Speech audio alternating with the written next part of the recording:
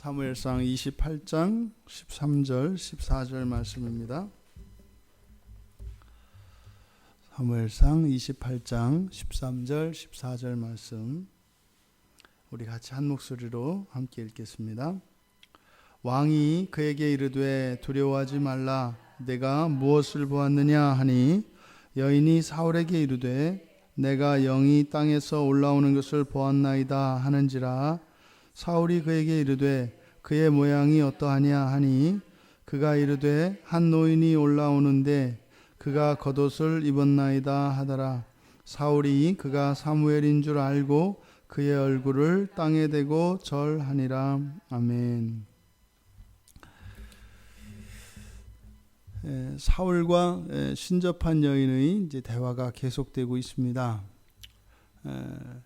이제 신접한 여인이 어찌됐든 지금 눈앞에 있는 사람이 사울인 줄 알았고, 이렇게 무당이나 신접한 여인들은 이미 사울로부터 그 땅에서 추방을 당했기 때문에 또 실제로 이렇게 점치는 일을 하고 있게 되면 이게 죽임을 당하는 일인 줄 알았기 때문에 사울 앞에서 두려워 떨 수밖에 없었습니다. 그런데 이제 사울이 두려워하지 말라라고 이야기한 뒤에 무엇을 보았는지 본 것에 대해서 이야기하라고 합니다. 그랬더니 내가 영이 땅에서 올라오는 것을 보았나이다. 지금 우리 개혁판에는 이걸 영이라고 번역해 놓았습니다만 개혁 한글에서는 신으로 되어 있습니다. 그래서 내가 신들이 땅에서 올라오는 것을 보았습니다. 이렇게 되어 있습니다. 그렇게 이제 번역이 달라진 이유가 여기에 사용된 단어가 엘로힘이라고 하는 말이에요. 엘로힘. 그래서 엘로힘은 구약 성경에서 굉장히 폭넓게 사용하는 말입니다. 그래서 여호와 하나님을 엘로힘이라고 통칭할 때도 있고 또 영적 존재를 그래서 또 이방들이 섬기는 그런 우상들에 대해서도 엘로힘이라고 하는 말을 사용을 합니다. 그래서 천사들에게도 똑같이 이 엘로힘을 쓰지요. 그러니까 여기서 원문에서는 엘로힘이 올라오는 것을 보았습니다. 이렇게 되어 있습니다. 그래서 엘로힘이 복수형이니까 그래서 개역 한글에서는 그대로 직역을 해서 신들이라고 이제 번역을 한 겁니다. 그랬더니 그 모양이 어땠는지 물어봅니다. 그랬더니 이제 그 여인이 이야기하기를 두 가지 단서를 말합니다. 이제 노인이었다. 한 노인이었다. 그리고 그가 겉옷을 입었다.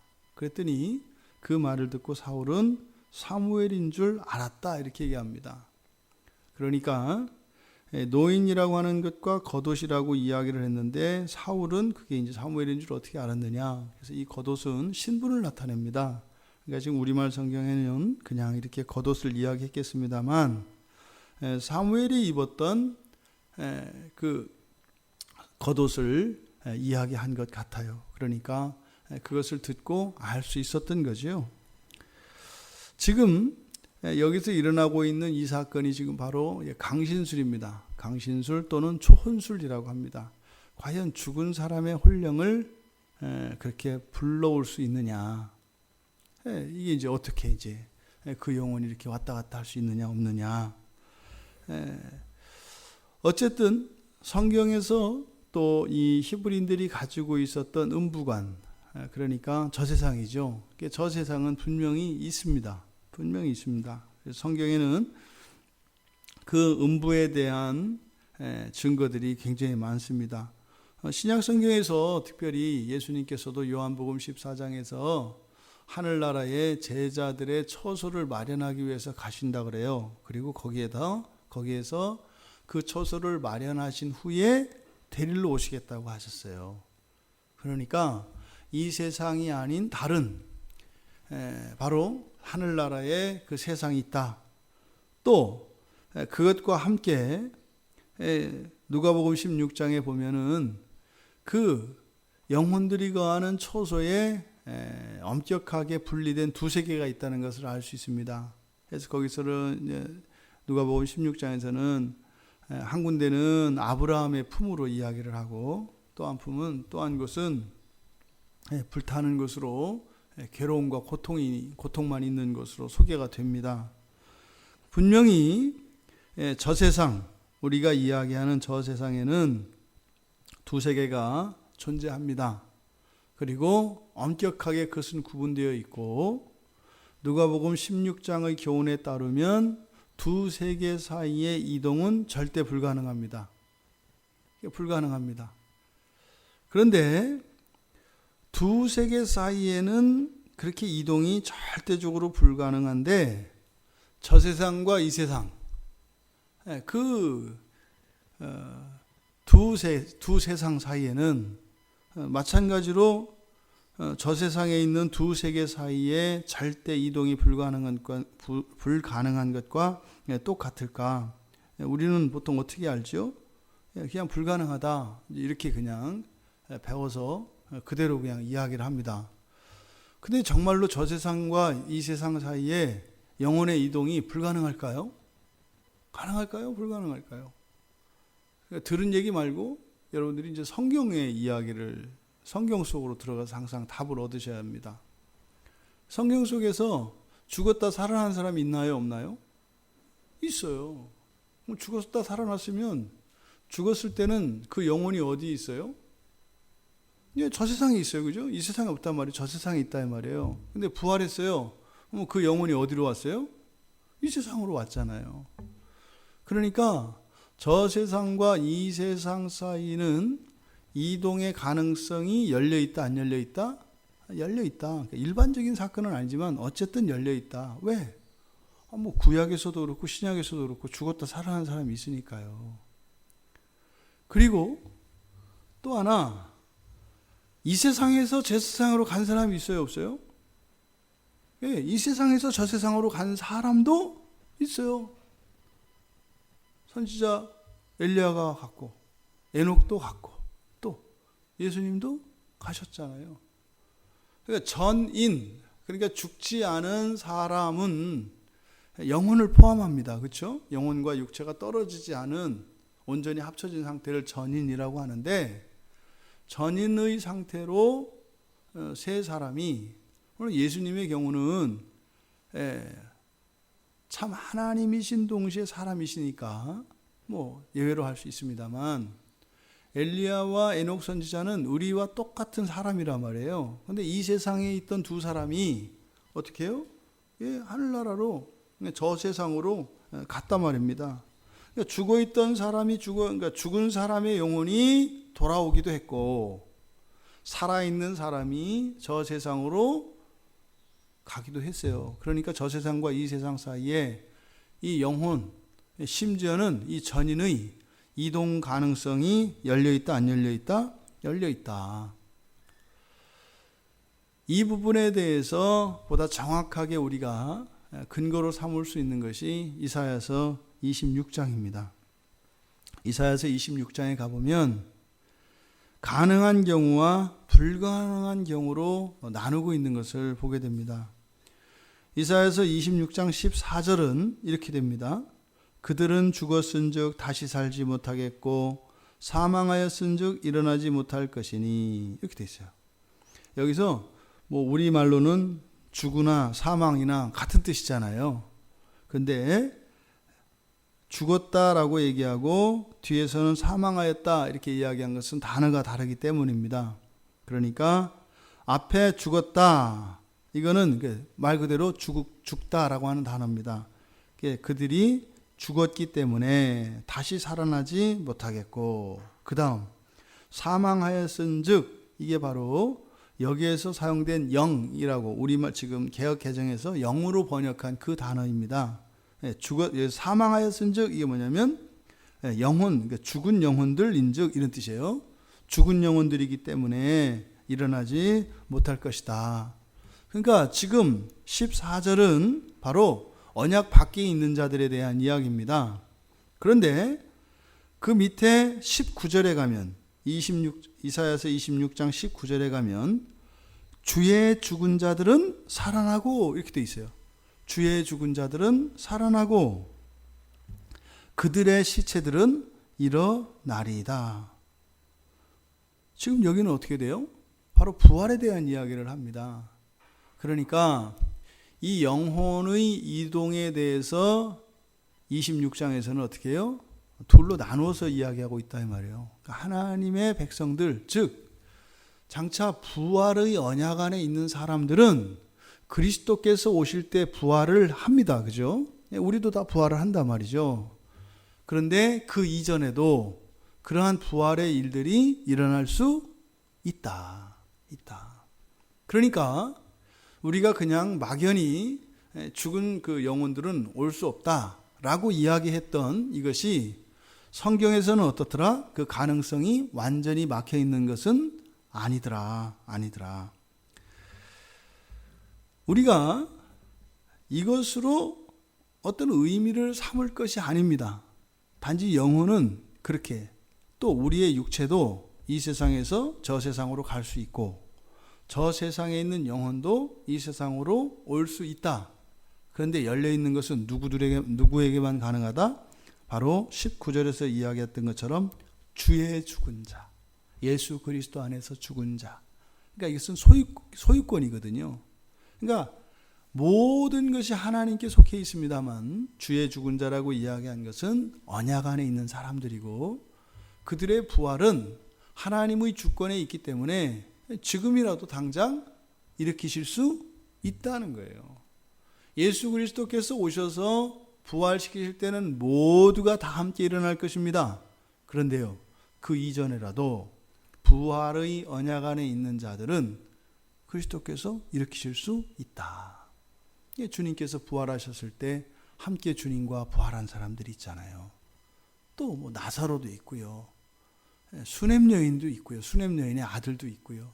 이미 죽었다 살아난 사람들. 그러니까 생각해 보니까 우리도 이미 그 저 세상에서 이 세상으로 영원히 올 수 있는 가능성에 대해서 이미 알고 있잖아요. 그런데 우리 뭐라고 했어요? 무조건 없다 그랬어요. 왜요? 그렇게 배웠으니까. 근데 왜 그걸 그렇게 얘기했을까요? 죽은 사람들의 영혼이 돌아오고 부활하고 산 사람이 그리 가고 하는 것이 우리의 신앙에 특별한 일이 아닌 겁니다. 여러분, 우리들이 가지고 있는 신앙이 죽은 신앙이 있고 살아있는 신앙이 있어요. 그러니까 이것은 우리 신앙 자체가 문제 있는 것을 죽은 신앙이라고 하고 온전한 신앙을 살아있는 신앙이라고 합니다. 또 하나, 우리의 믿음의 대상이 죽은 자냐 산 자냐에 따라서 죽은 신앙이냐 산 신앙이냐 이렇게 이야기할 수 있습니다. 우리는요, 살아계신 하나님을 믿습니다. 살아계신 하나님을 믿습니다. 사람이 죽어서 영혼의 상태로 천국에 가 있으면 그들은 지금 당장이라도 부활해서 다시 이 세상으로 올 수 있겠습니다만 그것이 결코 신앙의 대상이 될 수는 없다라는 거예요.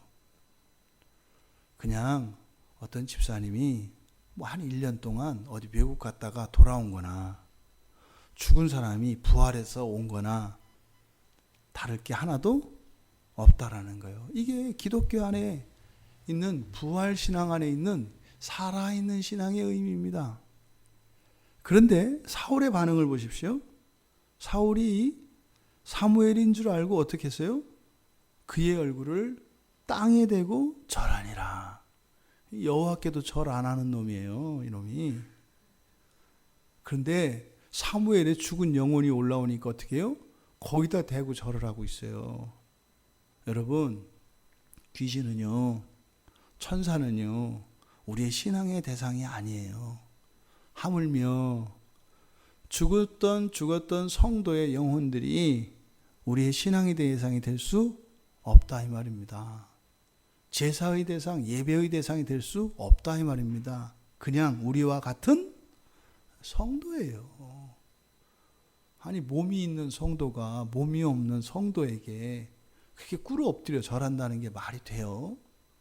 절하려면 그쪽에서 우리한테 절을 해야지. 우리가 죽은 영혼에 대하여, 천사에 대하여 신앙의 대상으로 삼으려고 하는 그것에 어떤 특별한 의미를 두려고 하는 이것이 죽은 신앙이다 이 말입니다. 사울이 가지고 있는 신앙이 죽은 신앙이죠.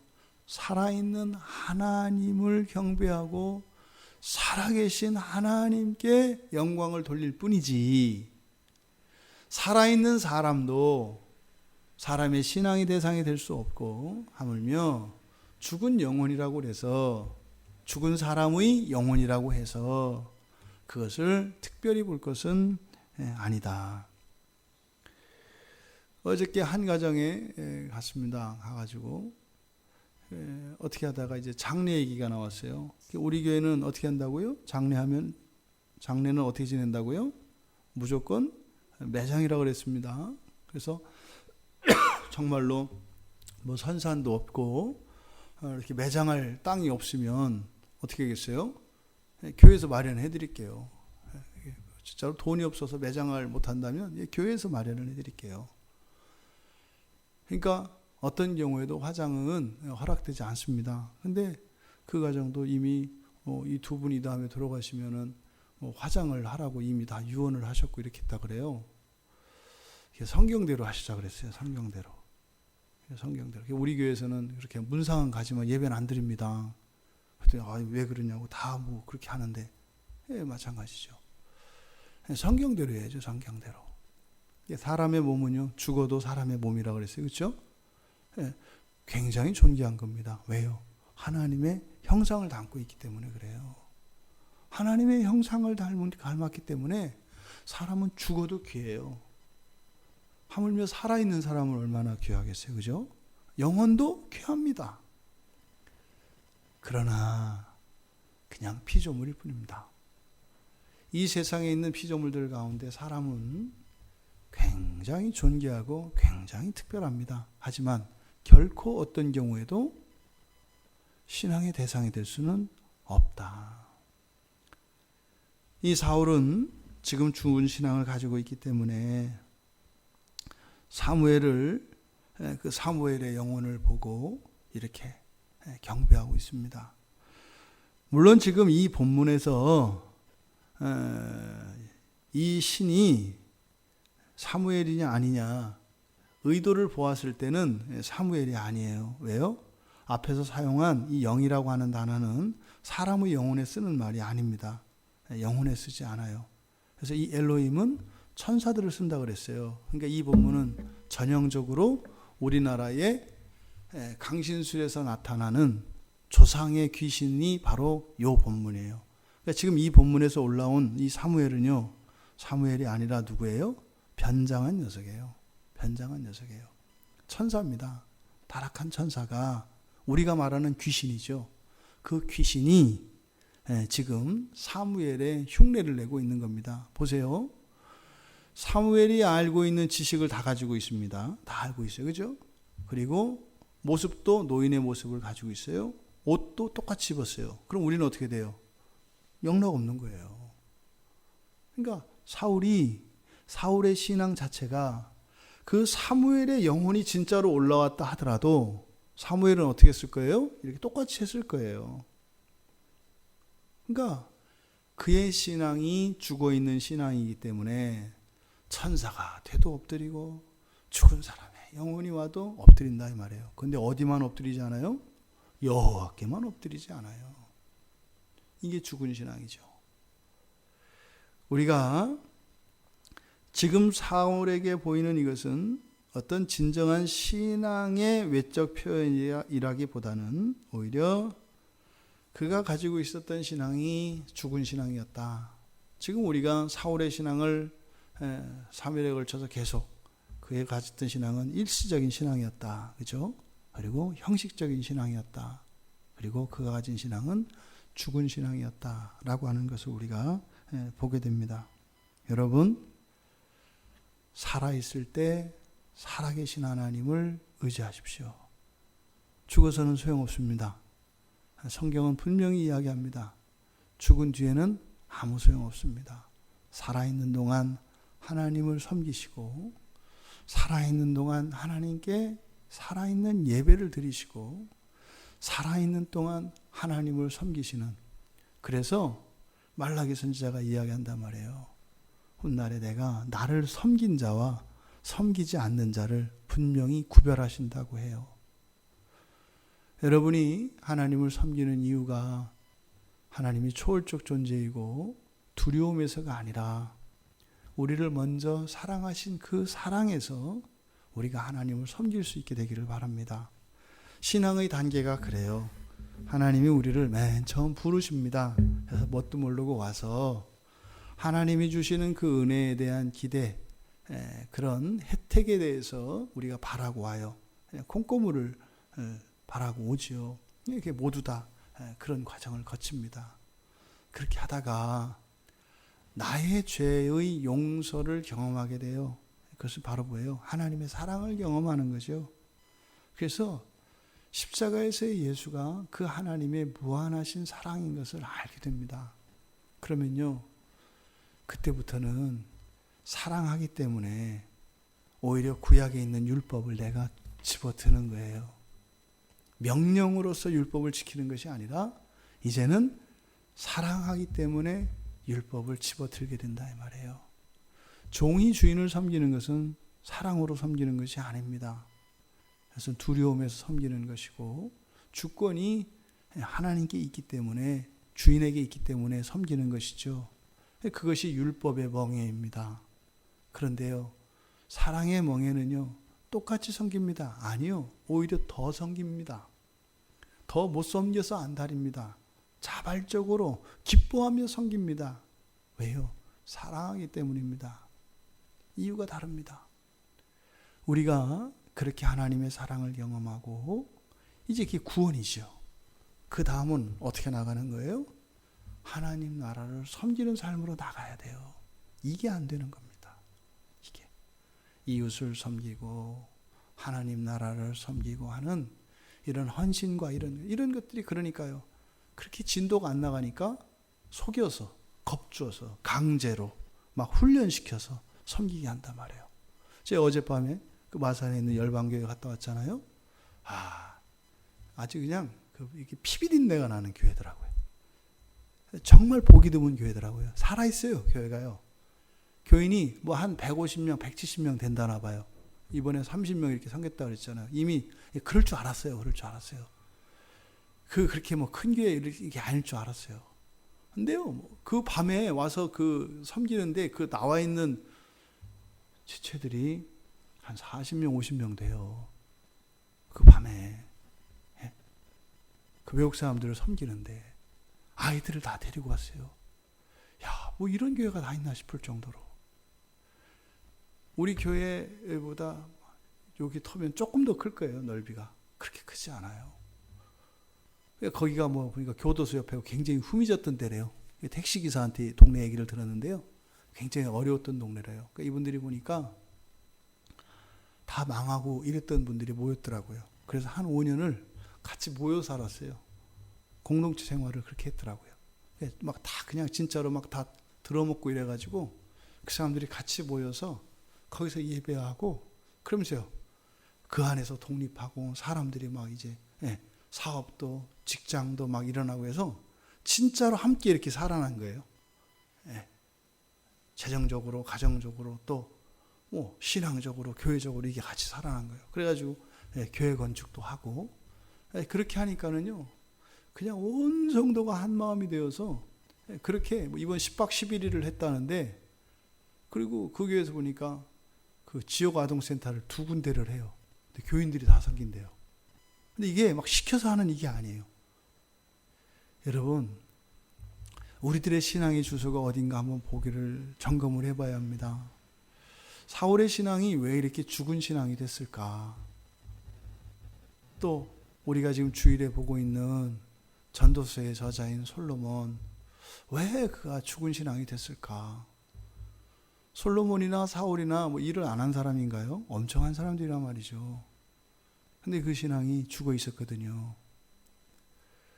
우리가 정말로 예수 그리스도를 믿고 예수 그리스도를 통하여 하나님의 사랑을 안다면 그 사랑에 대한 반응은 반드시 나오게 되어 있습니다.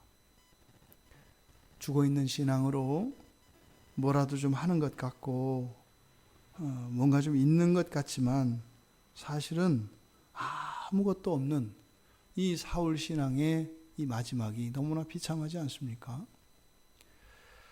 우리가 이렇게 살아있는 하나님으로부터 부르심을 받고 구원을 받았는데 그 신앙이 이렇게 죽은 신앙으로 흘러서는 안 될 것입니다.